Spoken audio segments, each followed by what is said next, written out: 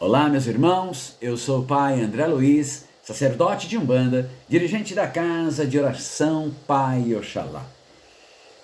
Eu e a minha esposa Aninha de Oxum preparamos esse conteúdo para que todos possam ter acesso a um pouquinho mais de conhecimento. E gostaríamos de deixar claro que aquilo que nós falamos aqui no nosso encontro, ele pertence ao quarto livro Estudando Nossa Umbanda. E agora, no capítulo 15, o 15º capítulo, vem falar dos 7 tronos divinos da Umbanda. Mas, antes de nós falarmos a respeito disso, queremos deixar claro que essa é nossa opinião. Esta é a opinião dos filhos e dos dirigentes da Casa de Oração Pai Oxalá. Você, meu amigo, você, meu irmão, que está ouvindo esta teleaula, este encontro nosso, está vendo a nossa live, o nosso podcast, esteja ciente de que esta é nossa opinião. Caso o seu Pai no Santo, caso o seu dirigente tenha uma opinião diferente da nossa, ele está certo, ele está correto. E nós estamos equivocados. Mas por que isso? Por que eu gosto de esclarecer isso? Porque o seu Pai no Santo é responsável pela sua coroa. Então, dê ouvidos a ele, ok? Então vamos lá. Os 7 tronos divinos da Umbanda, ou as 7 linhas da Umbanda.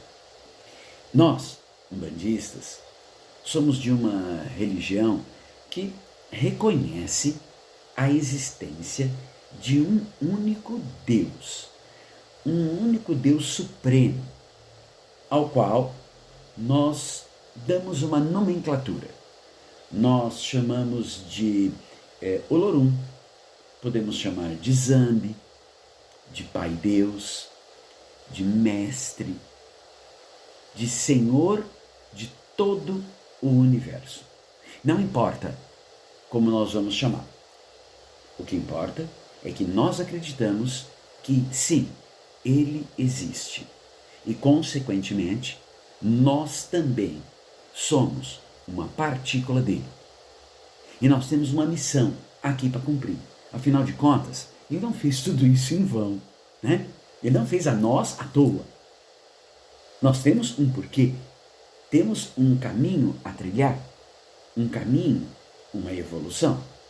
Então, Pai Olorum é o nosso Deus supremo. Acreditamos em um único Deus. Ué, mas e os orixás? Os orixás não são deuses? Bom, vamos entender.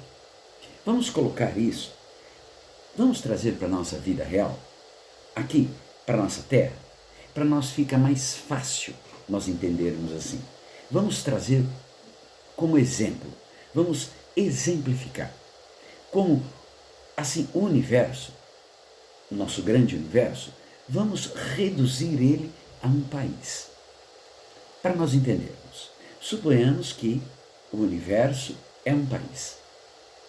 E este país existe um presidente que rege todo o país. No universo, Olorum. No país, o presidente da República. O país, ele é dividido, ele é fragmentado em estados. Cada estado tem o seu governador. O universo, ele é fragmentado em forças.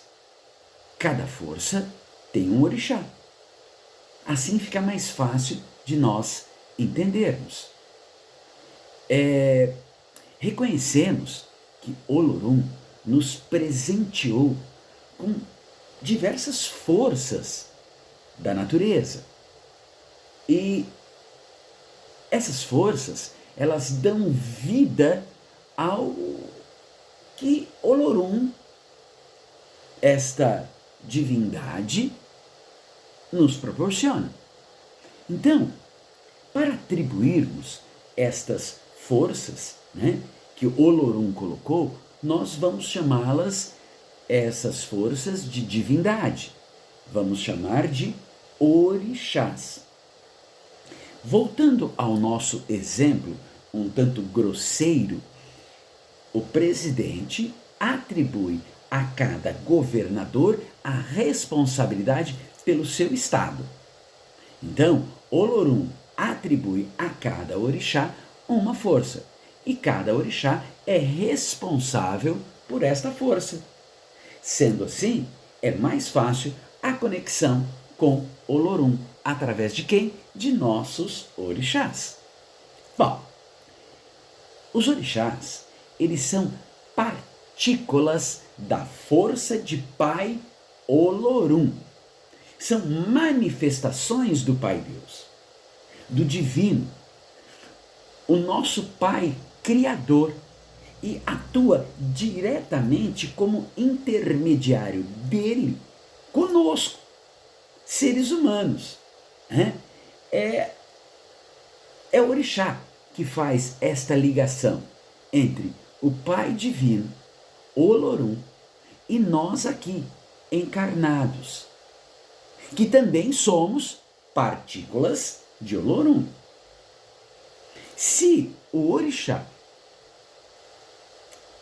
é apenas uma centelha de Olorum, com toda essa grandiosidade que o orixá tem, meu amigo, imagina só o nosso tamanho. Se perto de orixá nós somos infinitamente minúsculos, imagine perto de Olorum. E aí vem aquela reflexão: por que tanta maldade? Por que tanta ganância? Quem somos nós? Nós somos tão pequenos. Por que não olhar para o meu irmão do lado? Por que não ajudar? Por que não dar a mão para o meu irmão do lado? Por que tanta ambição? Por que eu quero trabalhar? Por que eu quero comprar casas, carros? Eu tenho que viver com conforto, sim. Eu tenho que trazer conforto e levar conforto para minha família, sim, porque nós somos provedores. Então nós temos que levar força. Nós temos que levar conforto, abrigo, alento, mas não temos que nos apegar a isso. Tudo aqui é passageiro, né? Nem este corpo é meu. Meu carro, meu dinheiro, minha casa. Poxa vida, eu não sou proprietário nem do meu corpo. Enquanto estou aqui, tenho sim que tomar conta do meu corpo, proteger o meu corpo, proteger minha família, dar o alento para minha família, o sustento, o conforto, mas tenho que ter ciência que isto é passageiro. Sendo assim, eu vou deixar de ser materialista e vou querer dividir com meu irmão. Vou querer ajudá-lo em suas necessidades. Bom, voltando às forças das 7 linhas, né? Voltando aí ao nosso assunto principal. Os orixás, eles irradiam suas energias e qualidades para o equilíbrio de todos nós, para a nossa evolução. O orixá, ele é rei de nossa cabeça. A própria palavra orixá representa isso. Ori quer dizer cabeça. E Xá quer dizer rei, senhor. Então, como fica a palavra orixá? Fica senhor da nossa cabeça, rei da nossa cabeça. Por isso, nós falamos que nós temos o nosso orixá regente. Regente, que rege, o senhor da minha cabeça, o meu orixá de frente, o meu adjuntor. Na realidade, eu falo meu por uma questão de expressão. Porque se nem meu corpo é meu, né? É o contrário, eu sou dele. Eu sou do orixá.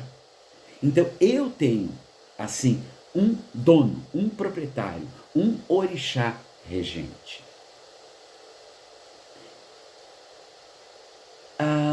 Nas lendas iorubanas, e aqui vai um outro destaque, lembra, em toda a videoaula, eu sempre gosto de frisar, lenda é aquilo que é usado para explicar o inexplicável. As lendas são lindas, as lendas são todas cheias de pensamentos, atitudes, de filosofia, de magia. Então, lendas servem para explicar aquilo que a gente não consegue explicar na ciência. Então, nas lendas iorubanas, os orixás tiveram aqui no nosso plano, aqui na Terra, e adquiriram o conhecimento, adquiriram o controle sobre as forças, os fenômenos da natureza. Mas quais fenômenos? Todos. Todos. Lembra que Olorum deu uma força da natureza para cada orixá? Então, na lenda iorubana, diz que o orixá já esteve na Terra, já encarnou e ele domina este fenômeno, esta força da natureza. Quais forças? As chuvas, os raios, as águas, o fogo, né? Todos os tipos de vegetais, de minerais e até mesmo o controle dos animais, né? Bem como o controle do trabalho humano, agricultura, a pesca, a metalurgia, as guerras, a tecnologia, as ferrovias, a maternidade, enfim, tudo aquilo que é natural. Para os iorubanos, os orixás carregam assim um arquétipo, uma característica dos seres humanos. Eles são, assim como os seres humanos, de carne e osso. Né? Eles passaram por aqui, então eles carregam consigo este arquétipo humano. Eles possuem, por ter estado aqui na Terra, eles possuem também emoções. Mas quando eu digo emoções, eu não estou falando só das emoções boas, das emoções amáveis e amorosas, como a humildade, o amor, o acolhimento. Não, eles carregam consigo também aquelas emoções como o ciúme, a raiva, a intolerância, a disputa. Por isso que nós vimos muitas lendas iorubanas falando destes sentimentos, destas emoções, destas disputas entre os orixás. Mas lembrem, isto é lenda, lenda iorubana. Cada orixá carrega consigo a sua simbologia. E estes símbolos são compostos por pontos riscados e cantados, por ferramentas, por cores, por oferendas, por comidas, né? Por rezas, mantras mesmo, por ambientes, espaços físicos, por dias e até horários específicos. Com a vinda dos africanos para o Brasil e a imposição do catolicismo sobre os negros, foram impedidos, os negros foram impedidos de ter aqui o seu culto, de cultuar os orixás. E assim resultou o sincretismo religioso católico. E cada orixá foi associado a um santo da Igreja Católica. Na realidade, isso foi uma artimanha, isto mesmo, uma artimanha para manter-se o culto aos orixás. Daí então, nós vamos conhecer os otás, as pedras, enfim. Mas isso aí é assunto para uma próxima aula. Na Umbanda é diferente. Na Umbanda, os orixás são as forças da natureza, a mesma que nos traz a vida. Afinal de contas, não dá. Não tem como nós vivermos sem esta movimentação da natureza. Esta movimentação é vida. E sem esta movimentação seria impossível ter vida aqui no nosso planeta. Necessitamos de cada uma dessas forças, desses fatores, dessa vibração da natureza. Como vimos, como podemos viver, né, sem os raios de sol? Como poderíamos viver sem as gotas da chuva? Como poderíamos viver sem os ventos?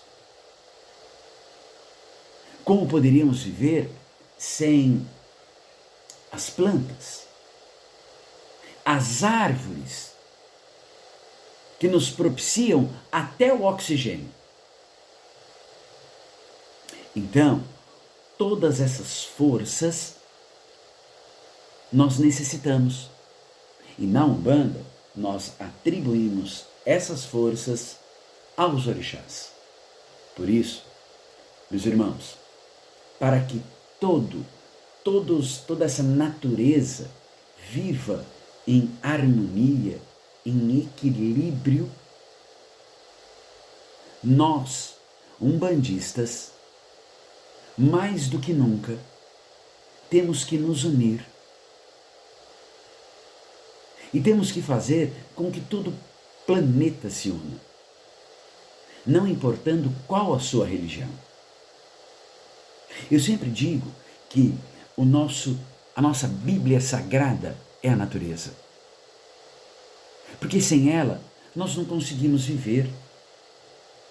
Para eu saber se minha atitude está correta ou não, eu coloco no prato da balança, que tem que ter equilíbrio. Isso fará mal para a natureza? Vai degradar a natureza? Fará mal para o meu irmão? Porque se fizer mal para a natureza, obviamente vai fazer mal para o meu irmão. Então está errado. Não posso seguir neste caminho. Fará bem para a natureza? Trará equilíbrio para a natureza, para o meu irmão? Então este é o caminho correto. A Umbanda é uma religião ecológica. E a Umbanda precisa, mais do que nunca, conscientizar não só umbandistas, mas não umbandistas, que temos sim que viver em harmonia, em equilíbrio com a natureza. Como é que eu vou degradar aquilo que me dá vida? Aquilo que sustenta o meu ser como humano? Vamos pegar um exemplo muito próximo a nós. Seríamos capazes de viver neste plano terreno sem água? Não seríamos capazes, mesmo porque 70% do nosso corpo é água. Nós necessitamos da água. Como é que eu vou poluir um rio? Como é que eu vou jogar sujeira no rio? Eu vou estar matando aquilo que mata a minha sede. Eu vou estar provocando uma doença que vai me consumir, que vai consumir os meus filhos. Então, meus irmãos,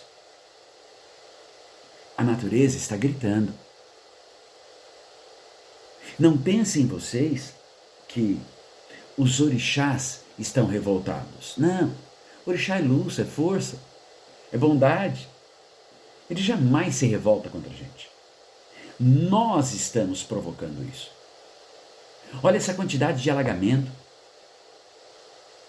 Olha a quantidade de áreas que nós temos que não está caindo uma gota d'água. No Nordeste, no Norte do Brasil, isso está acontecendo. Em compensação, no Sul, nós estamos tendo tragédias, acabando, inundando com cidades, com muita água. Cadê o equilíbrio? Cadê o equilíbrio? São os orixás que estão revoltados, estão fazendo esse desequilíbrio? Não! Somos nós, destruindo a camada de ozônio, enchendo os bueiros de sujeira, os rios de detritos. Estamos construindo uma capa no planeta, uma capa que traz a hipermeabilização. O solo não absorve mais esta água, ela não vai para o lençol freático, e ela vai descer, e ela vai para onde? Vai para onde? Ela tem que ir para algum lugar. Nós estamos estrangulando o acesso desta água. Então, de vez ela ser absorvida pelo solo, ela vai para as partes mais baixas. E aí, acaba inundando as cidades que ficam nas partes mais baixas. Mas a culpa é de Olorum? A culpa é dos orixás?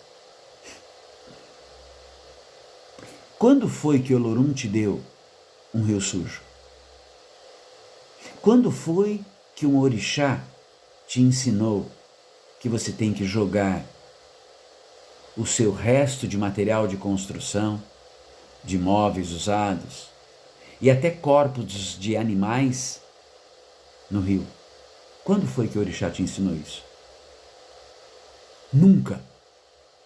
Então, como é que eu posso culpar Deus, culpar Olorum, culpar os orixás? Esta culpa é minha. É minha. Sou eu que faço isso. Somos nós. E nós temos sim que cobrar dos nossos governantes, lógico, mas nós temos que fazer a nossa parte.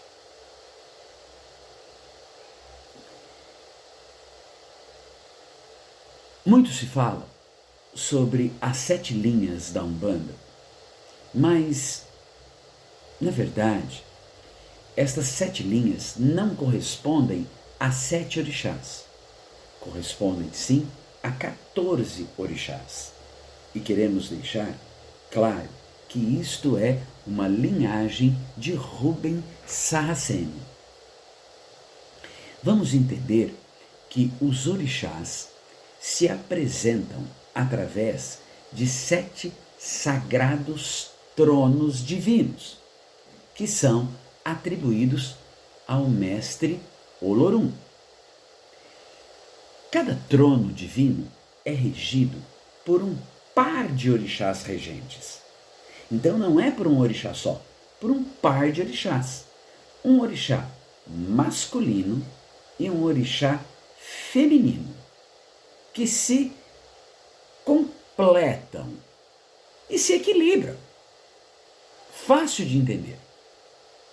Cada uma dessas essências, da natureza atua num padrão vibracional que estimula e dá sustentação aos seres de todas as dimensões do planeta. Para nós, umbandistas, é fundamental que possamos compreender os 7 divinos tronos, pois eles são a base da Umbanda. E eles estão ligados à força de Deus Criador. Eles estão ligados direto a Olorum, a Zambi, ao Pai Deus, a força onipotente. Vamos conhecer então cada trono divino. E logo em seguida, vamos conhecer os respectivos orixás de cada um desses tronos. Vamos lá. O primeiro trono é o trono da fé. O segundo trono é o trono do amor. O terceiro trono, do conhecimento. Quarto, da razão ou justiça. Quinto, da ordem ou lei. Sexto, da evolução. E o sétimo é o trono da geração. Como já vimos anteriormente, cada trono divino, que também é chamado de linha da Umbanda, é regido por um par de orixás. Então, vamos conhecer quem são cada par dentro do trono. Trono da fé, eu tenho Pai Oxalá e o lado feminino, o equilibrador, nós temos Oiatempo, Logunã. No trono do amor, na linha do trono do amor, do trono divino do amor, nós temos Mãe Oxum e Pai Oxumaré. E dentro deste trono entra os herês, que são vibracionados na linha de Oxumaré. Mas isso é coisa para uma próxima aula. Trono da linha do conhecimento, o trono divino do conhecimento, é Pai Oxóssi e Mãe Obá. O trono da linha da razão, nós temos o Pai Xangô e Mãe Egunitá. No trono da ordem, nós temos Ogum e Inhansã. No trono da evolução, nós temos Obaloaiê e Mãe Nanã. E no trono divino da linha da geração, nós temos Iemanjá e Pai Omulu. Mas, quando eu falo nesses últimos dois tronos, eu menciono na linha da evolução Obaloaiê e na linha da geração Omulu. Ué, mas por que eles aparecem dessa forma? Os mesmos orixás, em épocas diferentes e nomes diferentes. Vamos entender. Quando eu falo evolução, eu estou dizendo a passagem deste ser encarnado para o plano espiritual. Esta evolução, quem acompanha esta evolução é Pai Obaloaiê e Mãe Nanã. Esta evolução, eu falo em quem? Obaloaiê. Quando eu retroajo, não que eu não vou evoluir, não é isso. Quando eu estou voltando, quando eu estou vindo do plano espiritual para o plano material, este encarne, o encarne pertence à linha da geração, que vai gerar uma nova oportunidade para mais evolução. Então eu não deixei de evoluir, eu continuo evoluindo, só que eu estou tendo uma nova oportunidade, uma geração para evoluir. Esta vinda da espiritualidade para o plano carnal, eu atribuo a Pai Omulu. Pai Omulu e Mãe Inhansã, Mãe Iemanjá, perdão. Temos ainda outros dois tronos que são tronos ali da linha dois tronos não, um trono. Temos um trono, né, que pertence à linha da esquerda, né? E este trono é regido pelos senhores Exus e Pombagira. Mas Esses tronos, né? Esse último trono, que não entra na linha da direita, mas sim na linha da esquerda, eles são campos energéticos vibracionais de muito difícil compreensão para nós, né? Para nossa mente humana. Eles são descritos pela própria espiritualidade como estando pelo lado de dentro e o lado de fora da criação. O lado de dentro da criação, né? O lado interno da criação é regido pelos nossos desejos. E esse sentido do desejo, quem é responsável? As senhoras pombagiras. E o lado de fora, o lado externo da nossa criação é a vitalidade, a força, né? E é regido por quem? Pelos senhores Exus. Então, lado interno são os nossos sentimentos, os nossos desejos, as senhoras pombagiras, e o lado externo, o lado aí da vitalidade, da força, pelos senhores Exus. Isso estamos falando da linha da esquerda. Este conjunto energético e suas divisões em tronos divinos ou em linhas da Umbanda, né? Ou então em orixás, são partes, fragmentos, pedaços de Olorum, né? E Olorum é o conjunto de todas essas forças, de toda esta energia, de todo este fragmento. Quando eu falo em fragmentar, eu falo em tirar pequenos pedaços. Então, orixás são pedaços de Olorum. Quando eu junto todos os orixás, todas as forças, todas as energias, eu tenho o Pai Supremo. O trono da fé.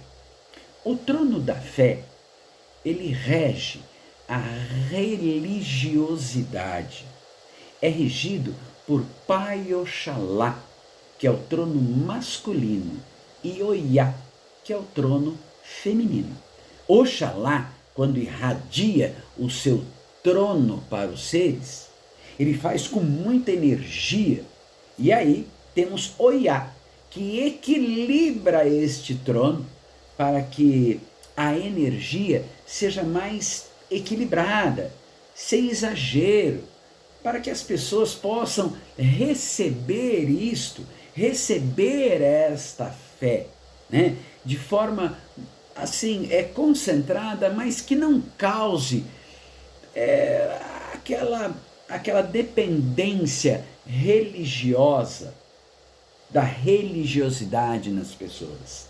Só para nós entendermos, aqui eu sempre falo para os filhos e para os consulentes, que aqui nós chamamos de convidados, que nem tudo é espiritualidade. A espiritualidade está em tudo, mas nem tudo é espiritual. Tem problemas físicos, que nem tudo vai se resolver dentro de um terreiro de Umbanda. Os problemas físicos você vai resolver no médico. Mas é importante ir ao médico? Extremamente importante. A Umbanda, ela vai tratar do seu lado espiritual, emocional, muitas vezes até dos problemas físicos, quando eles são ocasionados por problemas espirituais. Mas quando o problema espiritual já afetou o seu físico, você tem que procurar um médico, sim, e tem que se tratar com o médico, sim. E tomar remédios que o médico indicou, sim. Porque senão, qual seria a necessidade de Pai Olorum criar aqui na Terra a capacidade do homem de aprender, de conhecer e trazer a medicina? Precisamos cuidar do nosso lado espiritual e do nosso lado material, do nosso lado físico. E um outro detalhe muito importante, nós não podemos nos tornar fanáticos por nada. Tudo aquilo que é em exagero é prejudicial. Mesmo a religiosidade tem que haver equilíbrio. Afinal de contas, nós vivemos num mundo material. Nós não podemos falar de religião 24 horas por dia. Nós temos que viver a nossa vida física. E quando eu falo em vida espiritual, é a propriedade de eu entender que eu estou aqui de passagem e tenho que deixar como minha marca o amor, a bondade, a simplicidade,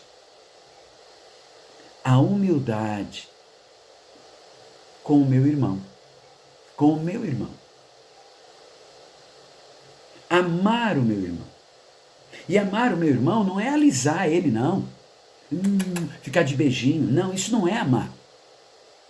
Amar também é dizer não. Amar é ajudar na evolução do irmão. E muitas vezes, para que ele evolua, ele precisa escutar o não. Então, amar é muito mais complexo do que nós podemos imaginar. Amar é fazer por nós o que Olorum faz. É fazer por nós o que os orixás fazem. Vamos pegar, por exemplo, aquilo que nós falamos agora há pouco.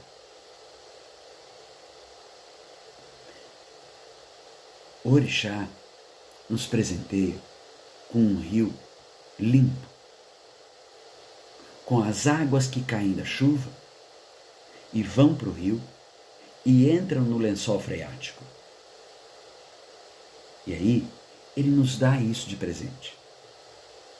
Nós sujamos os rios e permeabilizamos a terra.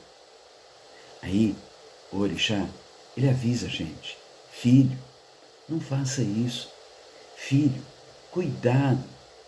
Cuida desse rio. Cuida dessa terra. E nós não ouvimos. Não ouvimos os conselhos.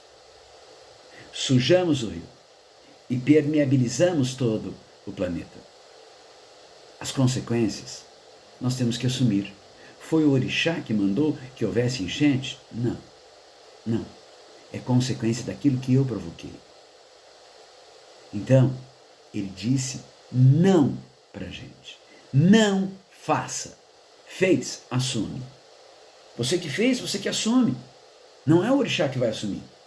O orixá vai assumir então uma culpa de uma enchente que você provocou? Não. Ele disse para você. Ele te avisou. Ele disse não. E você continuou sujando.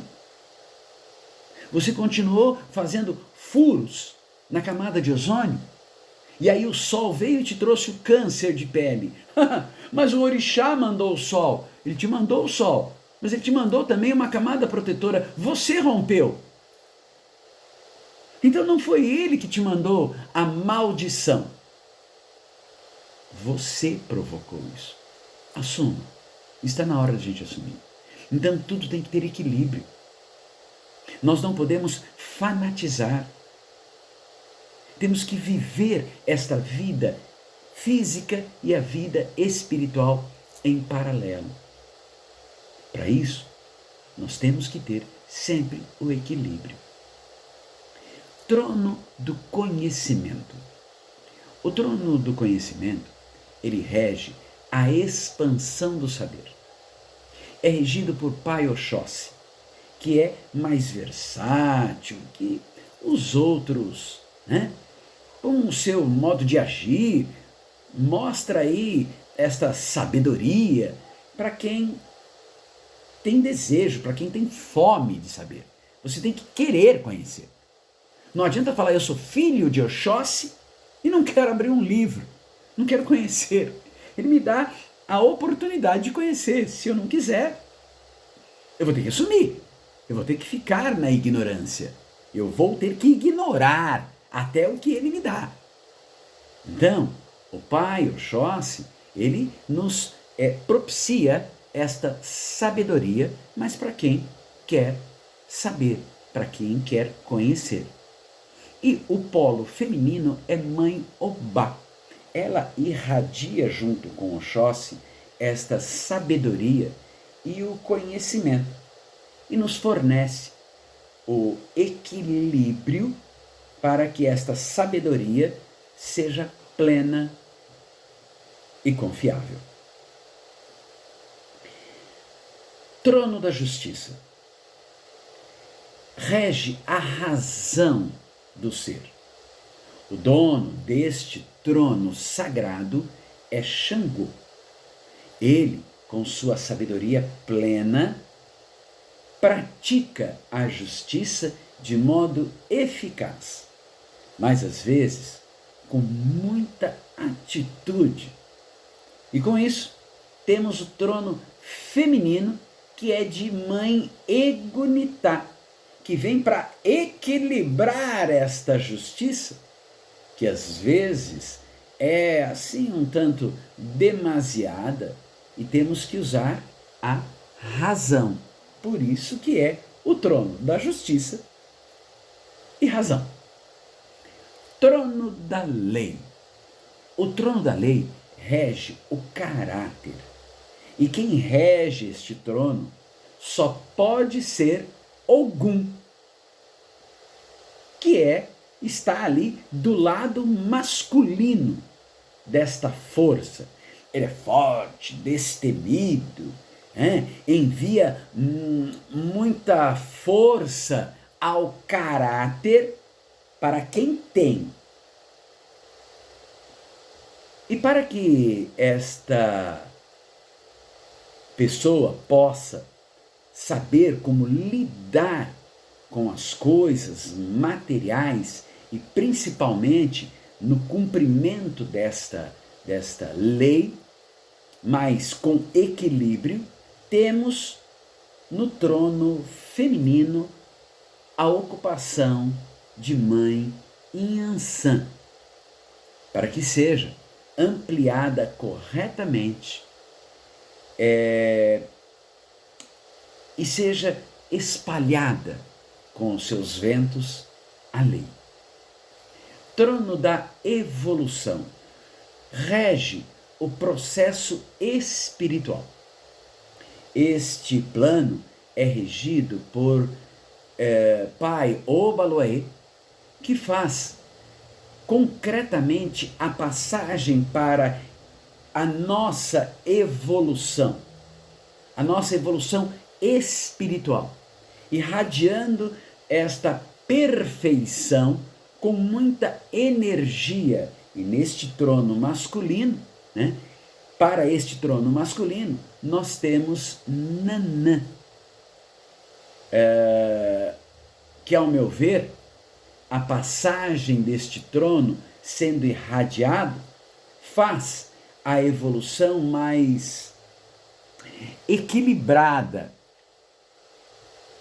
Assim como a mamãe, que muitas vezes nos tange mesmo, mas com sabedoria, nos tange com evolução, com paciência, com sapiência.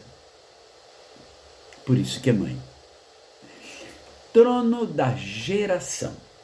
No trono da geração, ele vai trabalhar o seu campo preferencialmente na atuação e no amparo à maternidade.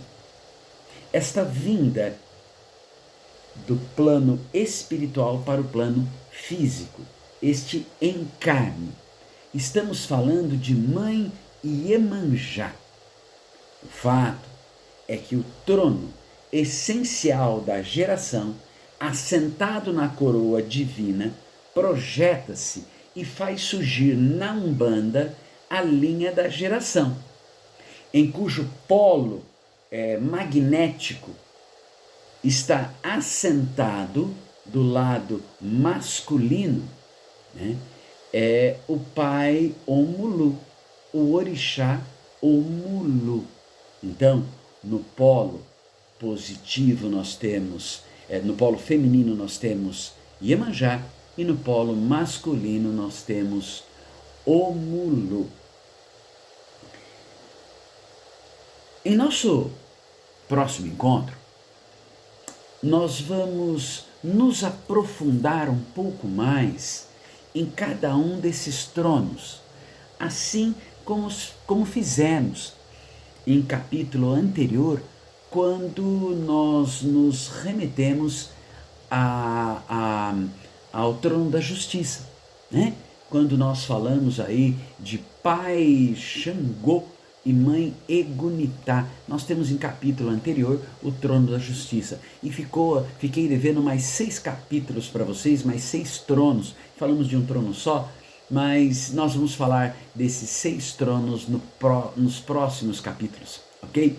Então, caso eu esqueça, me lembre, hein, que nós vamos estar aí falando um pouco mais de cada um desses tronos. Meus queridos, tenham uma excelente semana, fiquem na paz de Oxalá, pratiquem as vossas orações e pensem muito bem o que é que nós estamos plantando no nosso planeta. Porque nós vamos colher. Certamente nós vamos colher. Então, pensem muito bem. Seja uma pessoa séria, assim como a Umbanda. Uma religião séria, para pessoas sérias. Axé, meus irmãos.